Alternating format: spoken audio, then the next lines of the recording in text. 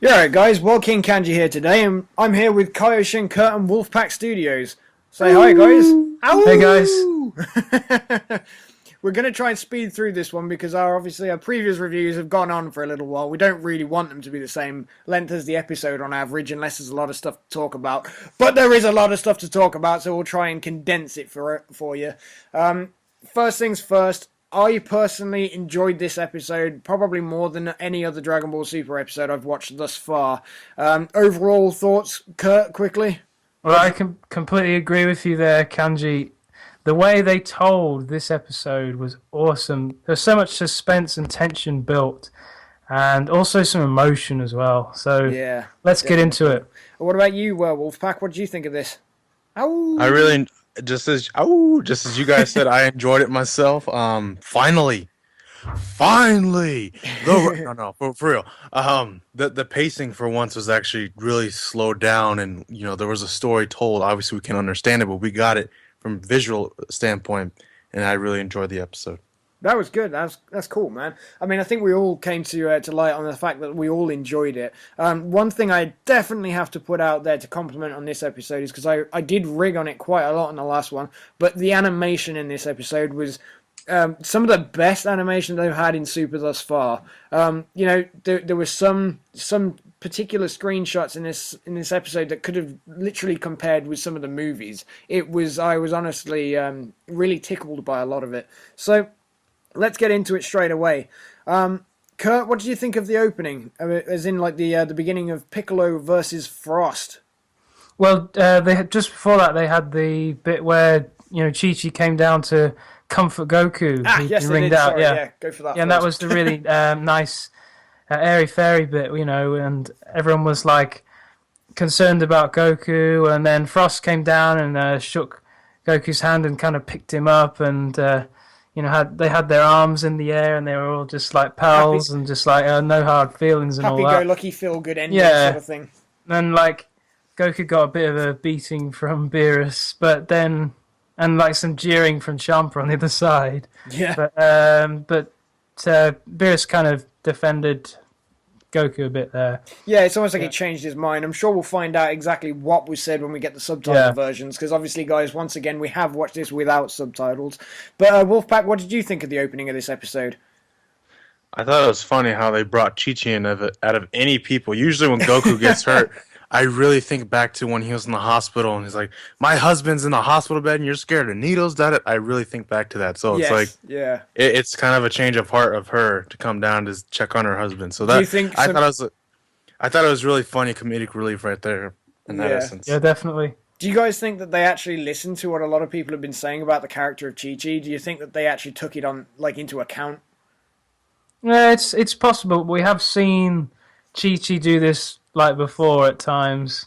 It's And just then- nice. That's a sweeping statement, but yeah. It's one of those things where, oh my God, you're hurt, and let me tend to you real quick. And then as soon as she finds out he's okay, and it's like, oh my God, why did you lose this match? Our Earth is at stake, you fucking bastard, that kind of thing. So Yeah, But no, very anyways, much. we then moved on to Frost versus Piccolo stepping Piccolo. into the ring. Yeah, so I mean, my general thoughts on this bit was, to be honest, we'll cover the whole fight in this bit because the fight didn't actually go on as long as we thought, but the fight was still well drawn out and well. The pacing in this episode was so good in comparison to some of the previous episodes. It was just, this was perfect in terms of pacing for me. They moved through things, but they didn't feel like they rushed anything particularly. Frost versus Piccolo started off the way it should do, because Piccolo's never going to be rushing into hand-to-hand and all this stuff. He pretty much got straight in there, and he was trying to charge up his special beam cannon.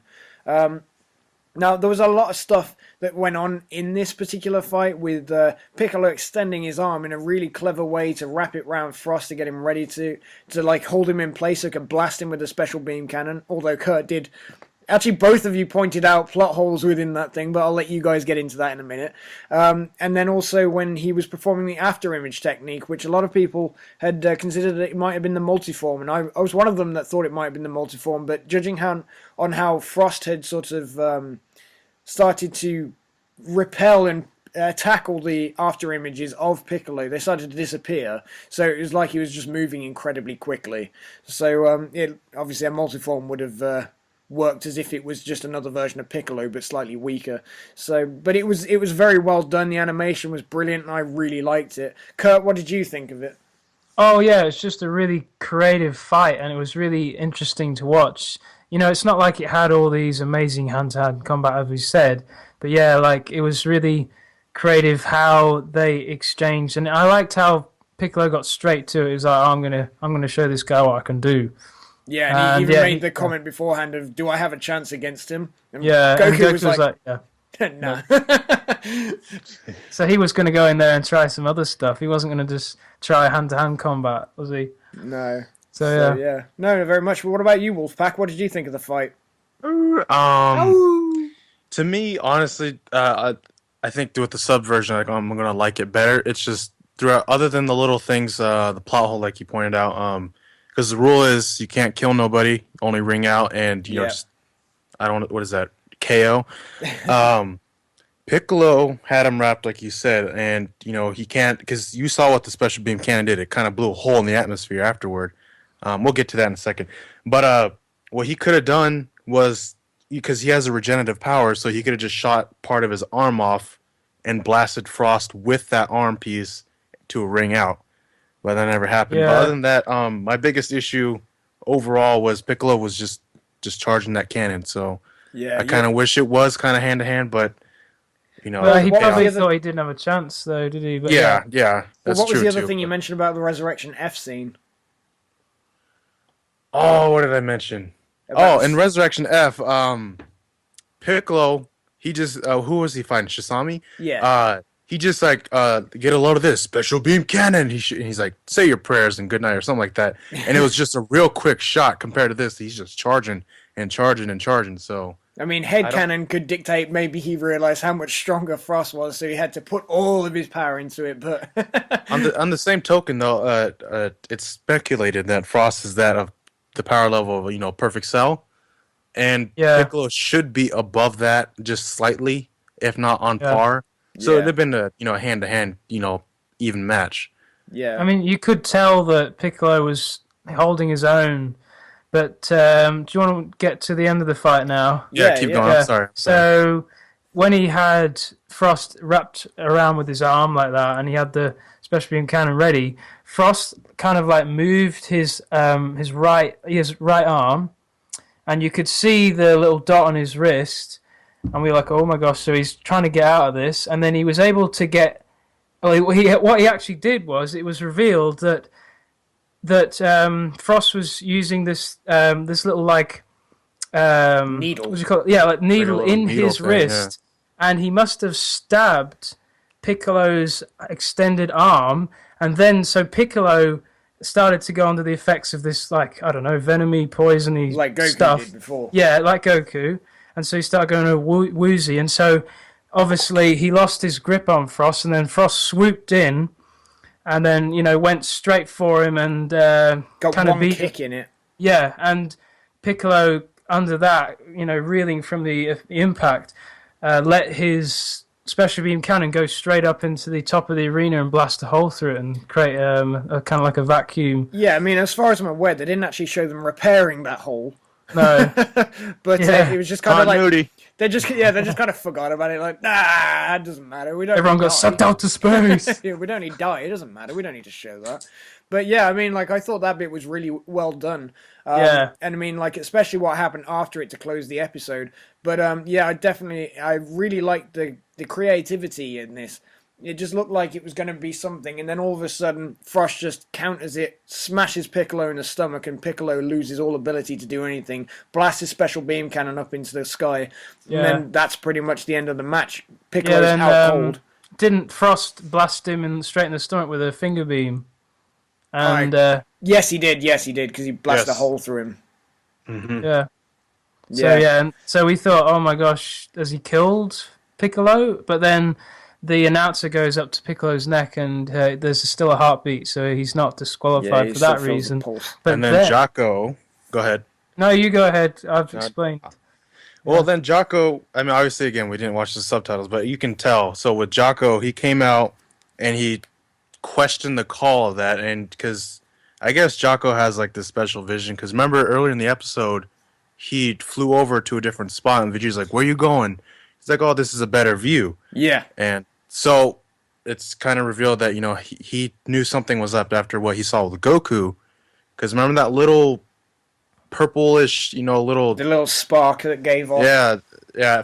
We were all speculating like, oh, is that like something he injected Goku with? So now we know it's that little needle in his wrist. Yeah, Yeah. it's like a venom. It's like a powerful wasp sting or something. He's Yeah, cheating. it's like a scorpion thing. So Jocko called him out on that, and then Frost, just being real cocky about it, just left it hanging out, and the announcer inspected him, and he touched it. Announcer, Woozy got knocked out cold, and then, Champa's having a fit, and then apparently... They all found out that obviously, he'd poisoned them, so he's cheated, and so he was disqualified, and Piccolo was announced the winner. And Yep. then the massive twist of the episode. Oh my gosh. Oh, So obviously, then Champa started freaking out, going, "Why the hell is he cheating?" and all this stuff. And then Vados starts laughing behind him, and they all turn around and they look at Vados, and Vados is like, "Well, you told me to hire somebody that would win no matter what." And then it turns out that Frost is actually evil all along. the whole time was a ruse, man. It was a ruse, man. Oh, I love it. I love it. It was so well done though, because it was so well. You didn't see it coming at all. You didn't expect it, because like No. the whole time, the whole build-up of Frost was like, he's a good guy, Opposite. polar opposite of Frieza's race in Universe 7, so it's just like... I think that's kind of redeeming for the first battle we saw him in. Yeah, and I mean, like, if you guys are happy for me to talk about the next bit, I wanted to get into that because that was my particular favorite bit of the episode. Yeah, sure. Was basically straight after that they all started contesting it, and Goku was sort of going, "Oh, it's not a big deal," sort of thing, and like Jacko's being told to shut up by Goku, and Vegeta immediately interrupts and goes, "No, hang on," and he sort of decides that he, rather than just have Frost disqualified, he wants to have a go at battering Frost himself. And then you just see this massive like smirk appear on Vegeta's face, and he's just going to kick ass. And then after a bit of debate, they go down to the ring.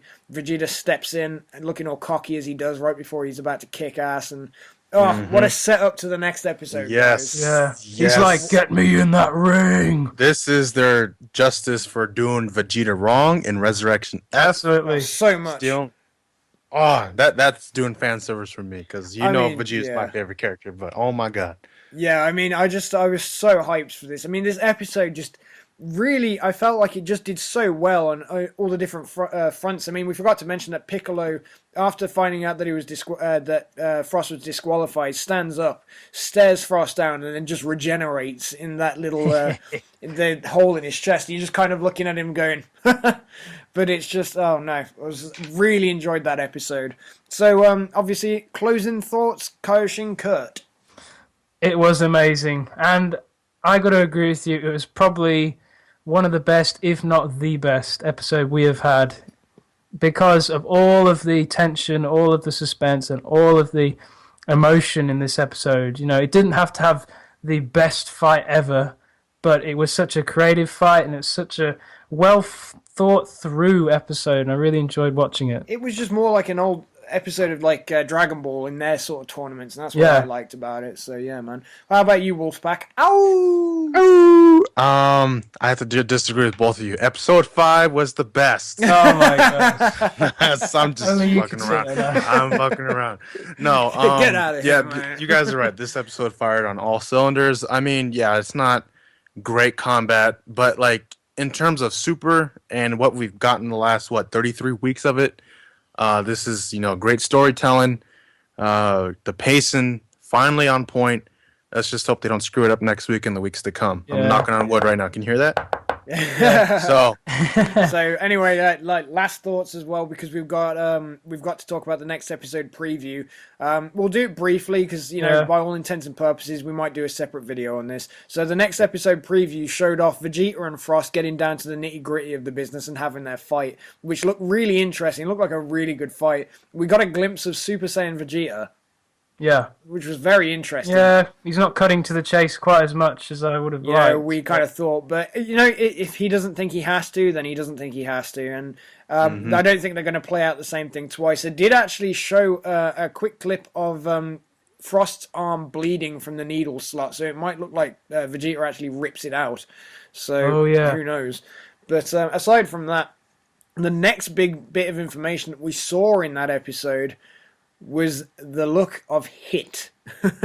Finally opens his eyes. Shit. Yeah, both eyes. Yeah, opens a little bit more than his eyes because he looked like he opened some sort of portal to Rainbow World or something. Yeah, it looked like Rainbow Road opened behind him from Mario Kart. It looks like he gets really annoyed with Frost and tries to fight him. Like he tries to fight one of his own team, even though it looks like Frost is supposed to be some really, really evil guy.